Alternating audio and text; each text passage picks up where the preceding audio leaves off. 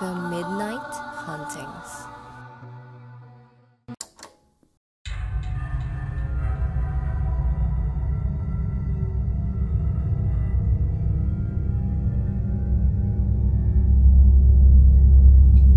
Magandang araw mga ka-midnight. Ako si Rex. Ang kwentong ito ay ipinadala ng isa nating tagapakinig. At ito ay tungkol sa isang babae na nagpahula kasama ang kanyang mga kaibigan. Kung saan nagkatotoo ang mga ito, ngunit sa nakahihilakbot na paraan. Ako po si Irene. Ang aking kwento ay nagsimula nang ayain ko ang aking mga matalik na kaibigan mula pagkabata. Si Diane at Jax ay ang aking mga kasabay na lumaki. Nang kami ay tumanda na, ay naging magnobyo silang dalawa. Isang araw, ay napadaan kami sa isang parang peryahan at napansin ng isang tent ng isang manghuhula. Naisip kong nakakatuwang magpahula dahil hindi naman ako masyadong naniniwala dito.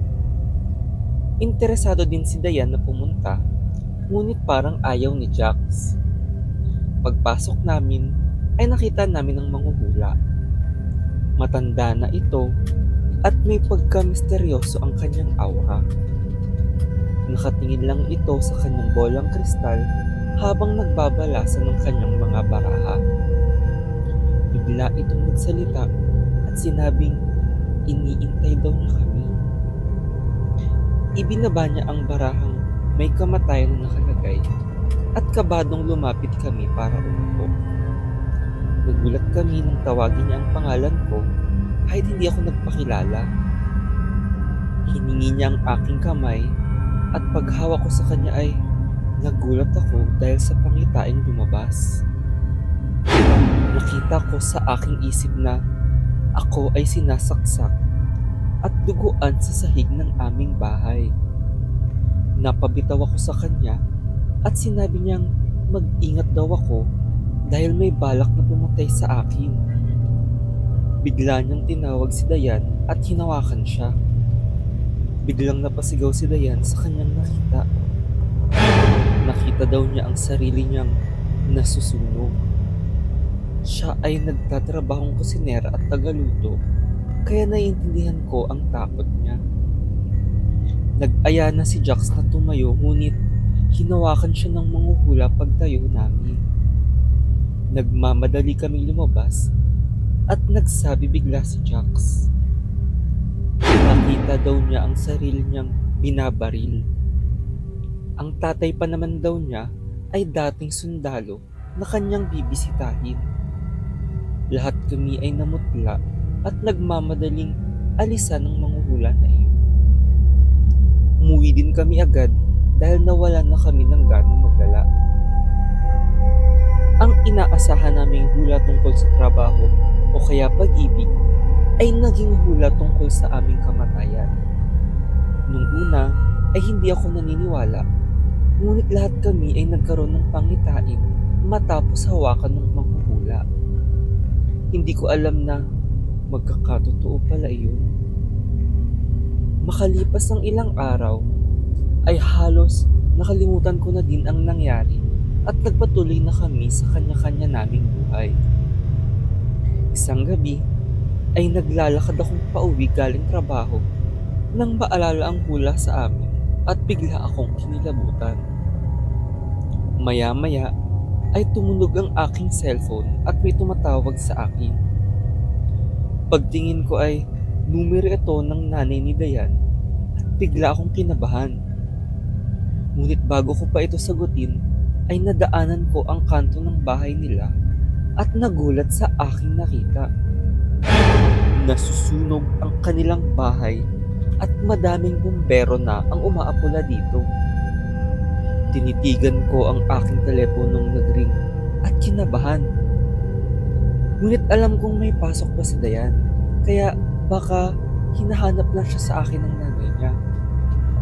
Halos tumamba ako nang sagutin ng tawag. Nasa loob daw si Diane nang masunog ang bahay nila at nasa ospital na daw sila. Nasunog ang buong katawan ni Diane at binawian na siya ng buhay.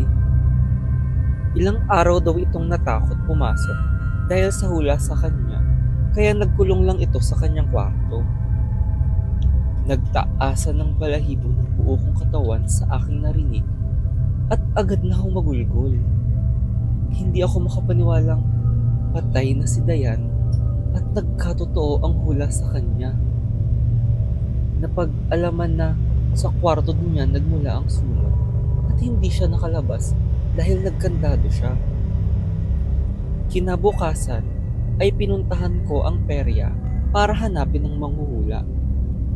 Ngunit sa aking gulat ay wala na ang kanyang tent doon.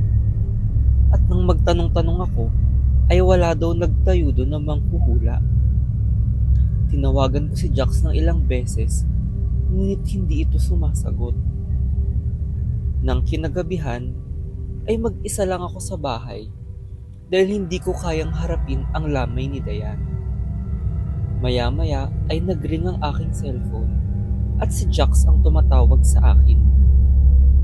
Nag-aalala ako kay Jax dahil baka umuwi siya sa tatay niya at baka nagkatotoo din ang hula sa kanya.